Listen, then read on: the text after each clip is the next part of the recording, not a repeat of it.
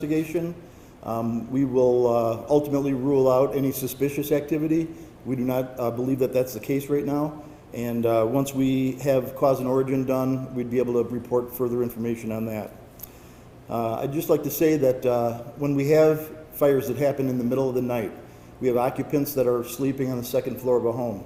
We have an open stairwell, which is the way all of our houses are designed. Without any early detection, we are just not, this is a recipe for disaster. We have a 311 program where you can call 311 within the city of Grand Rapids. You can receive free smoke detectors that our firefighters will come out and install for you and do a safety inspection of the home.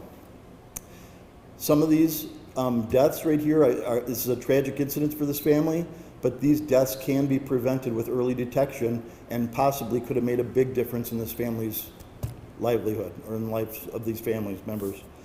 The rapid spread of fire throughout a home is something that we need to make sure that everybody's aware of.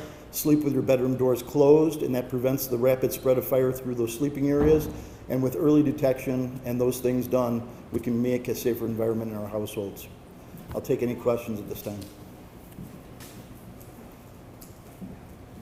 Do you mind if we grab our microphone? I'm sorry, we're having a few issues. Yep. Thank you. You said 15-year-old, 14, and 10? That's the information I have. 15-year-old, 14-year-old, and 10 males. Who called it in? You know, just neighbors on. The call came in from a neighbor, so obviously this fire had a very good head start on us before we arrived. No matter how quickly we arrived on the scene, the clock was definitely working against us.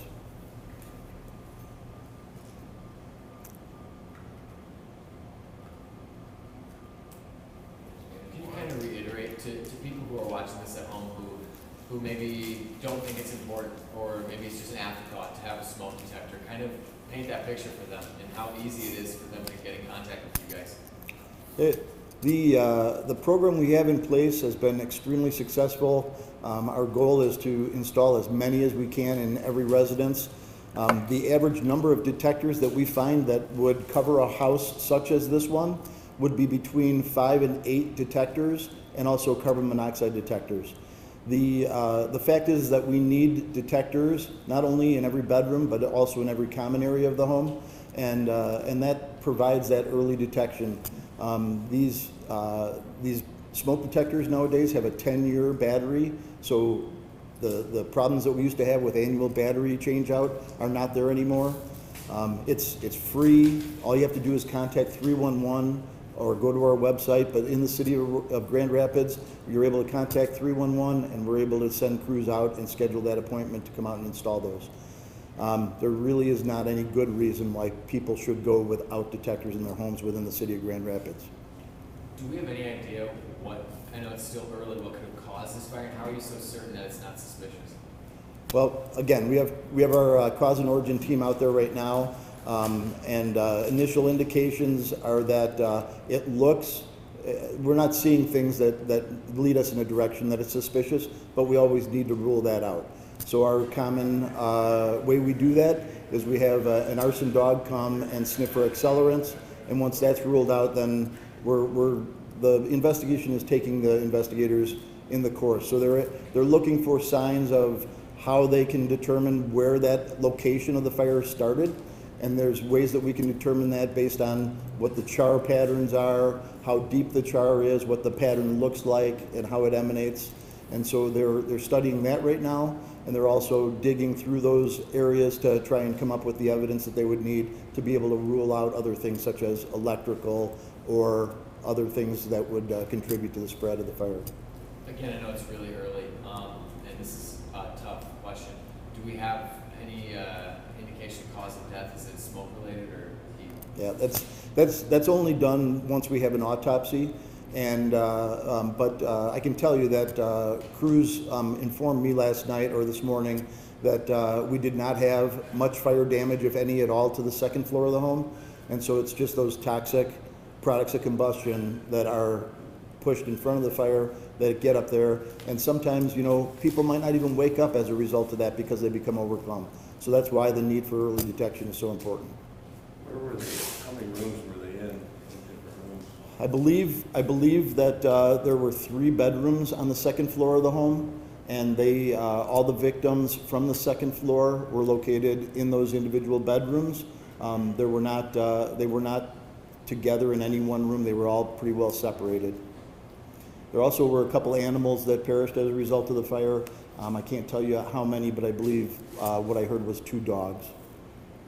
I'm so sorry, but our microphone was not working at the beginning. Do you think you could just go over the beginning of this case one more time? I can do that. Does anybody else have another question before I do that?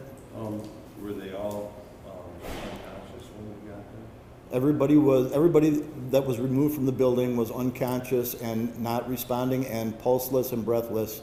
And so the crews did an incredible job through their efforts, through CPR. They basically stopped fighting the fire to treat the victims in the front yard until we could get the ambulances to transport them. And so it's only because of, in our job, seconds count. And in this case, seconds definitely counted, and that's why we have 2 victims that are even in critical condition right now versus being fatalities. Are those both, are all 3 of her sons? I believe that is the way that, that's the information I've received, is that all 3 of those children were her sons.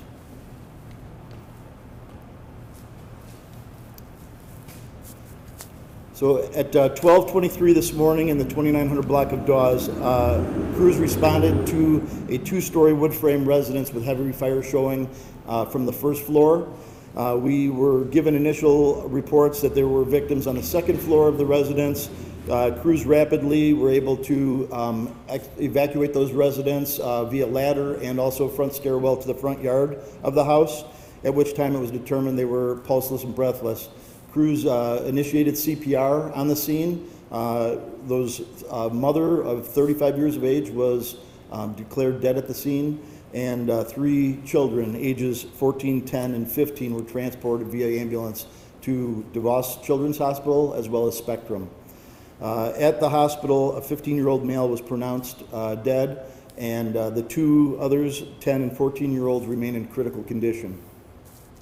There was no evidence of acting or working smoke detectors in the home that was able to be found, and at this time investigators are currently working the scene to determine cause and origin. All right? All right. Thank you, sir. Thank you. Thank you. All right.